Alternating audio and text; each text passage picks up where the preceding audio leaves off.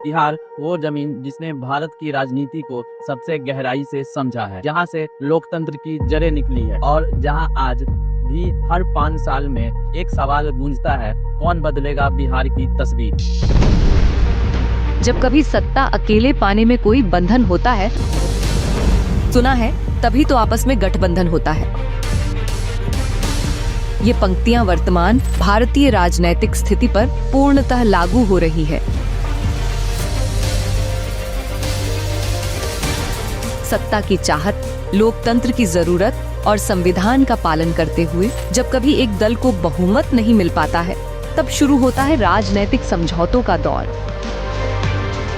साल 2020 में जब आखिरी विधानसभा चुनाव हुआ था, तब गठबंधन की राजनीति ने बिहार को दो हिस्सों में बांट दिया। एक तरफ एनडीए का झंडा और दूसरी तरफ महागठबंधन का जोश। लेकिन 5 साल बाद तस्वीर बदल चुकी है। नई पीढ़ी, नए मुद्दे और नई उम्मीदें बिहार की सियासत में दस्तक दे रही है। आज बिहार का युवा सिर्फ नारे नहीं चाहता है, वह चाहता है रोजगार, विकास और अवसर। हर साल लाखों युवा बिहार से बाहर जाते हैं, दिल्ली, मुंबई या फिर पंजाब जैसे शहरों में इसके फैक्ट्रियों में काम करते हैं। इस बार यही सवाल है बिहार से कि इस बार रोजगार घर में मिलेगा कि नहीं युवा लोग को। तो मैं आपको बता दूं, बिहार इलेक्शन का डेट आ चुका है। 2 चरणों में इनका इलेक्शन होने वाला है। पहला चरण 6 तारीख को है और दूसरा चरण 11 तारीख को। 6 और 11 तारीख को 2 चरण में बिहार में चुनाव होने वाला है और इसका वोटिंग 14 तारीख को आपको नतीजा मिल जाएगा। पहले चरण में 121 वोटों की गिनती होगी और जबकि दूसरे चरण में 122 सीटों पर वोटिंग होगी। बिहार में सामान्य के 203 और एससी श्रेणी में 38 जबकि एसटी में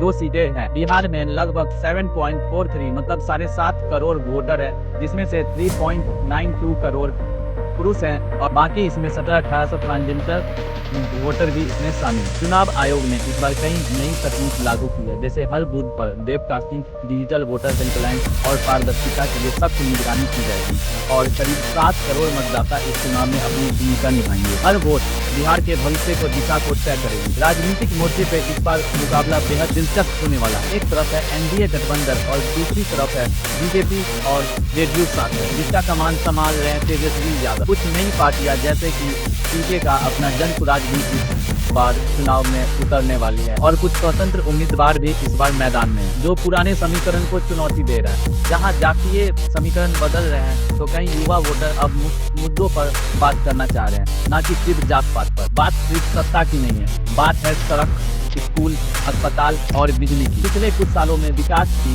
कई दावे हुए, लेकिन क्या आपको लगता है इसमें कितनी जमीनी सच्चाई है, कितना मजबूत है उनका इस बार इरादा, क्या वो इस बार कुछ कर पाएंगे या नहीं। पटना में हाईवे चमकते हैं, लेकिन गांव में बिजली नहीं रहती है। बिहार का नागरिक अब जानना चाहता है, वादा पूरा हुआ या वही पुराना खेल चल रहा है। 243 सीटों के लिए लड़ाई आसान नहीं होगी। हर पार्टी को चाहिए होगा रणनीति, गठबंधन और जनता का भरोसा। अंदाजे, सर्वे और बयानबाजी जारी है, पर आखिरी में फैसला करेगा मतदान केंद्र पर मतदाता, क्योंकि आपका हर एक वोट वो फैसला करेगी बिहार में सरकार बनने का। तो दोस्तों, यह सिर्फ सरकार बनाने का नहीं, यह बिहार की दिशा तय करने का समय है। आपका एक वोट एक परिवार की जिंदगी बदल सकता है या पूरे राज्य की तकदीर। कौन बनेगा अगला नेता, कौन बदलेगा बिहार का सूरत, ये तय करेगा बिहार की जनता।